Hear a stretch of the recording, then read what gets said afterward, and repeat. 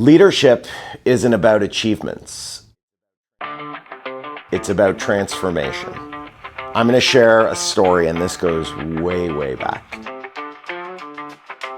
I remember very early in my career, we're in like early 2000s, mid 2000s. I meet a gentleman who's one of my closer friends, and this goes, 20, 25 years later.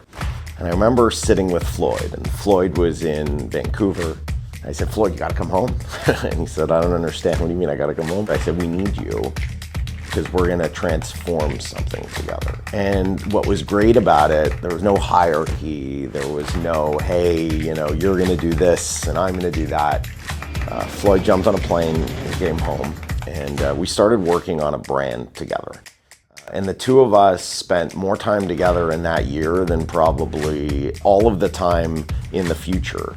And those couple years that we worked together building this brand, what I can tell you is as follows. Number one, it was always about the group of people. Started as two of us and I think ended as 20 of us. So it was this cross-functional collaborative effort that we brought people together, but more importantly, they trusted us and we trusted them. Number two was this whole notion of transforming an industry.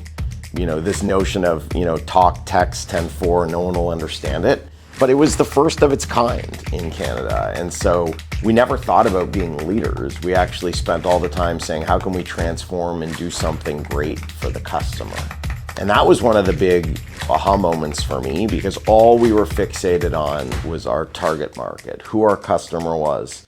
And the reason I share this anecdote is not because I want to plug Floyd, although I adore him and he's one of my closest friends. It's because what I learned from Floyd.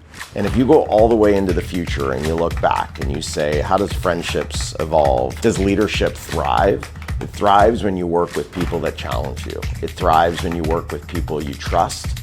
But most importantly, when you are creating something that transforms or disrupts or does something against the grain. Someone recently said, and I love this quote, when they zig, you zag. I think that's the story of transformation. That's how you do great things.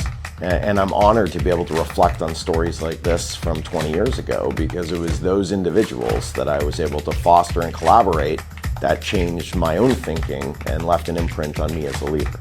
Quick question for everyone.